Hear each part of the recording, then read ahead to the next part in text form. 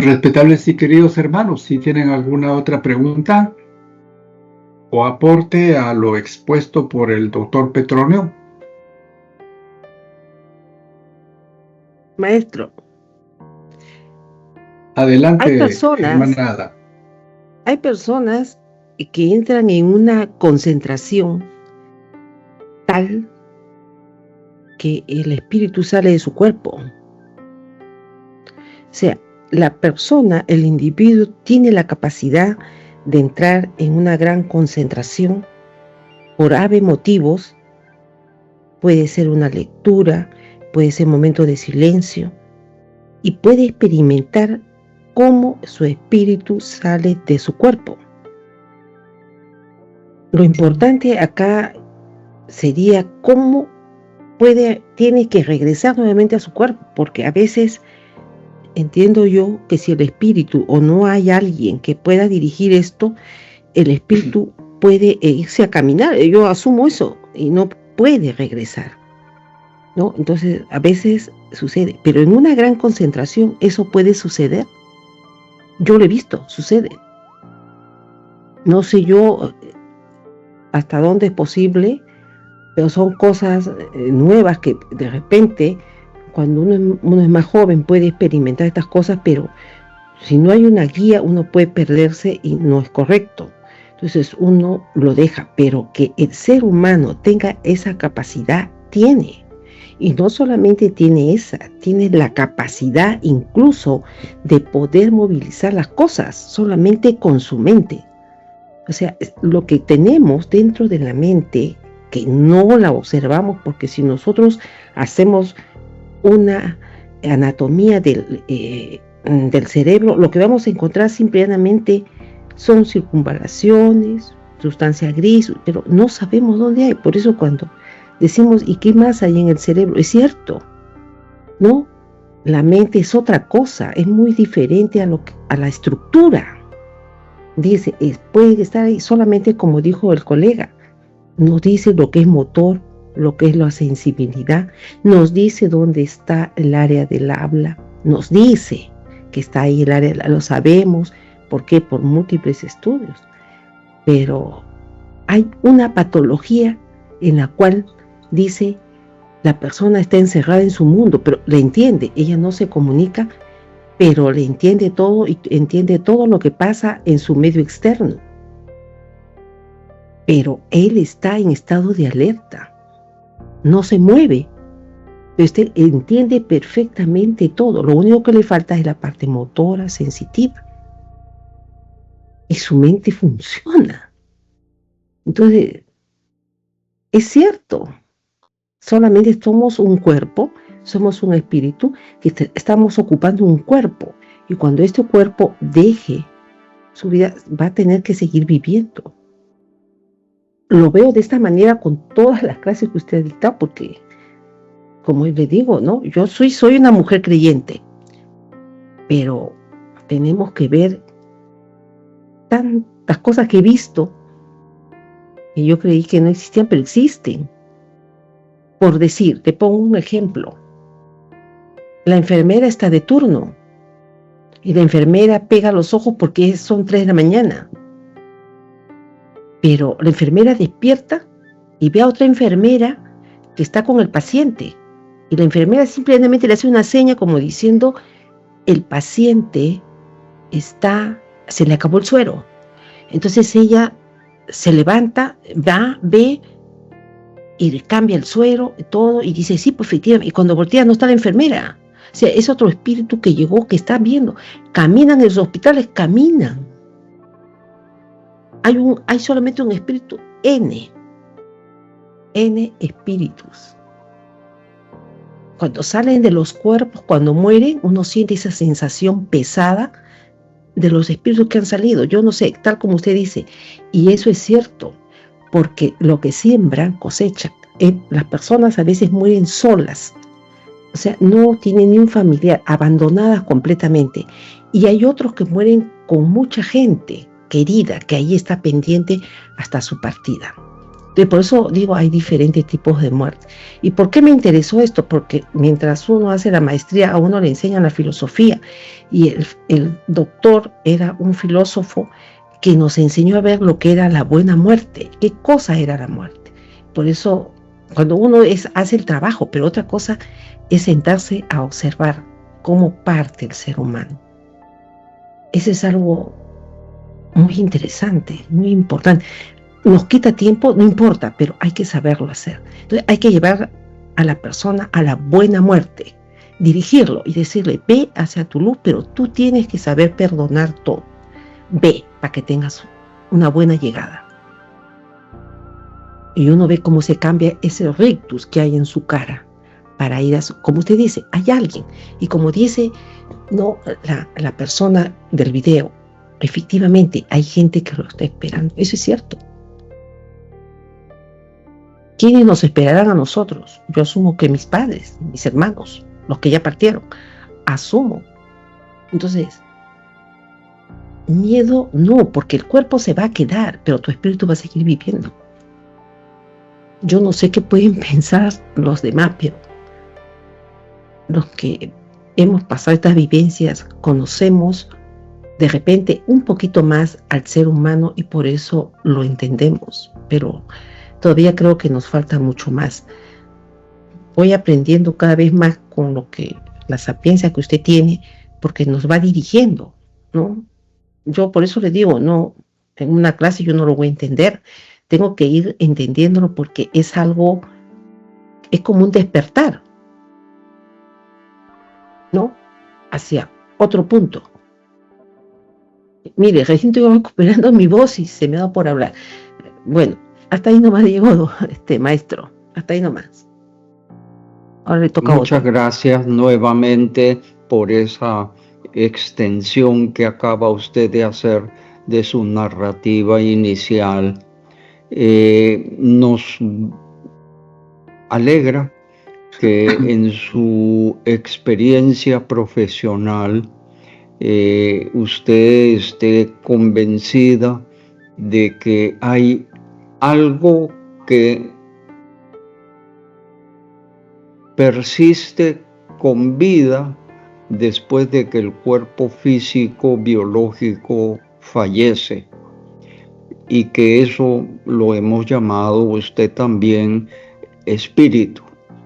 Eso está en línea con lo que estamos nosotros exponiendo y analizando cada vez mejor para el conocimiento de todos.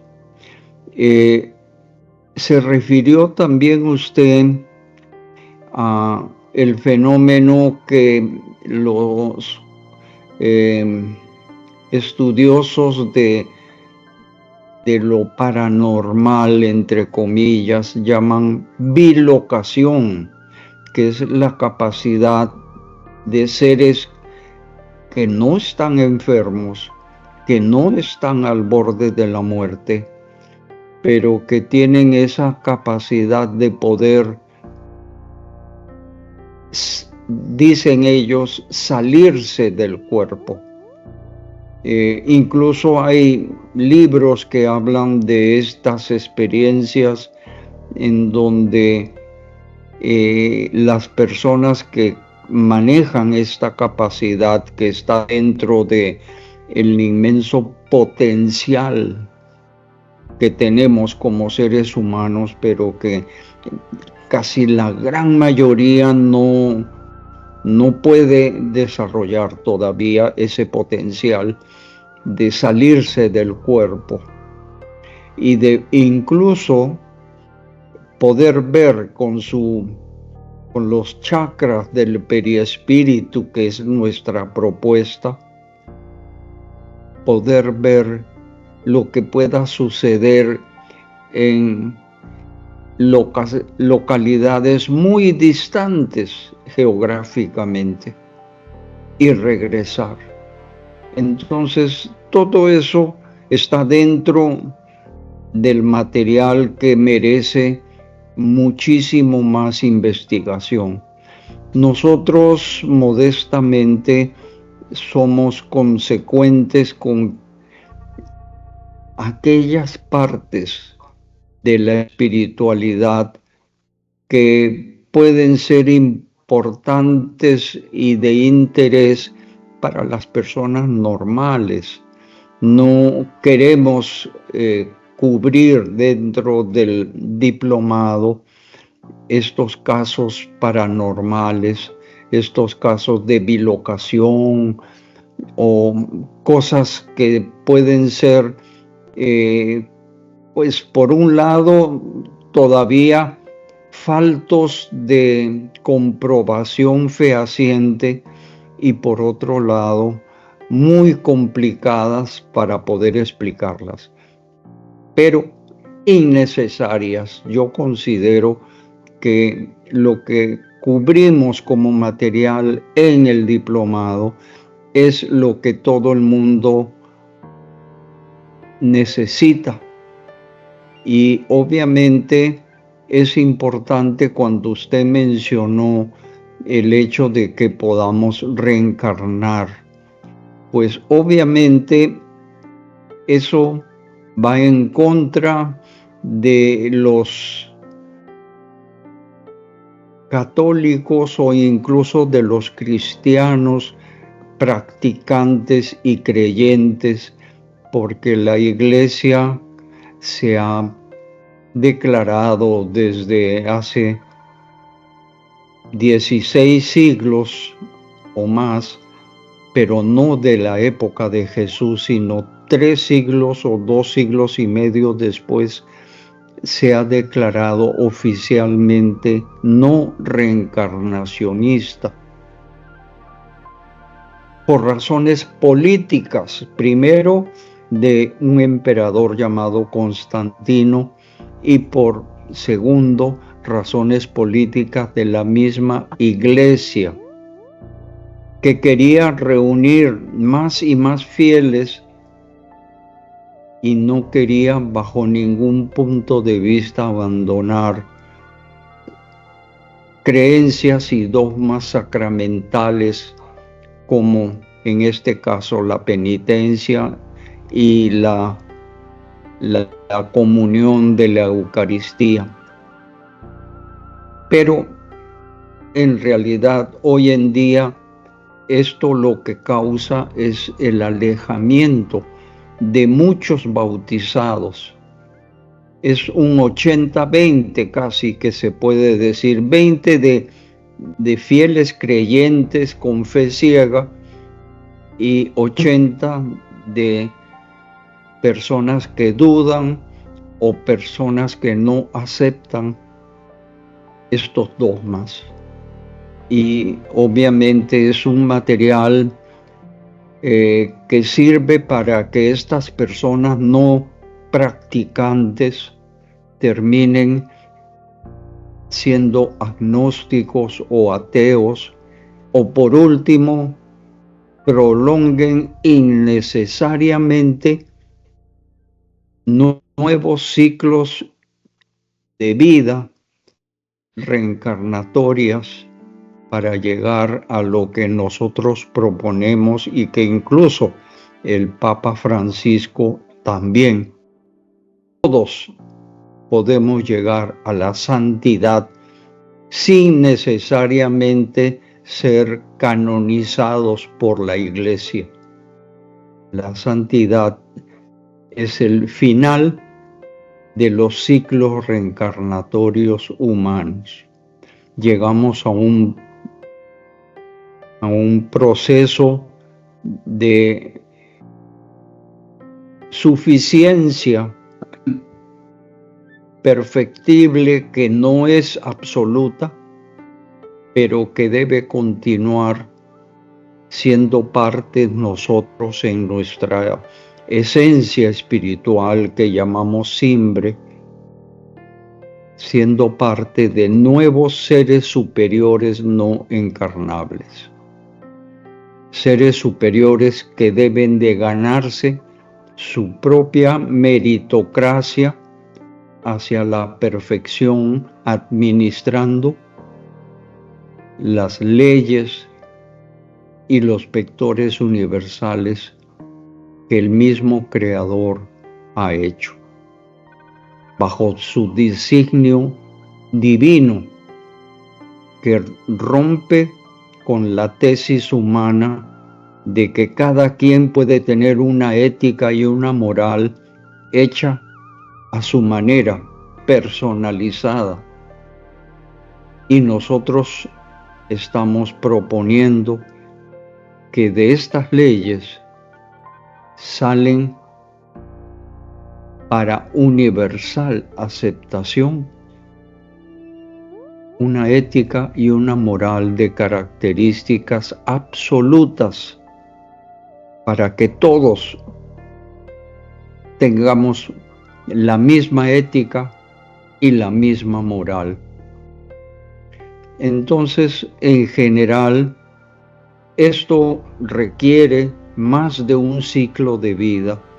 Necesitamos necesariamente que reencarnar muchas veces para ir cada vez perfeccionando más y más nuestra esencia espiritual hasta llegar a la santidad, porque nadie se muere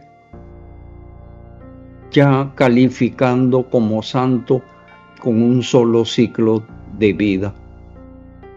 Aquellos que llegaron ya venían en ciclos anteriores progresando, y a nosotros nos puede faltar muchos ciclos de vida más para llegar a la santidad. Por eso es importante cambiar dogmas que ya están mostrando signos de obsolescencia, como por ejemplo la no reencarnación. Afortunadamente, el movimiento masónico ha podido superar esa limitante y se acepta la reencarnación dentro de las creencias masónicas, que es lo correcto. Pero nosotros también tenemos un modelo que corrige un poquito el déficit estadístico, déficit de precursores espirituales para tanta cantidad de habitantes que cada día tiene el planeta. Bueno, todo esto al final en el diplomado vamos a poder redondearlo.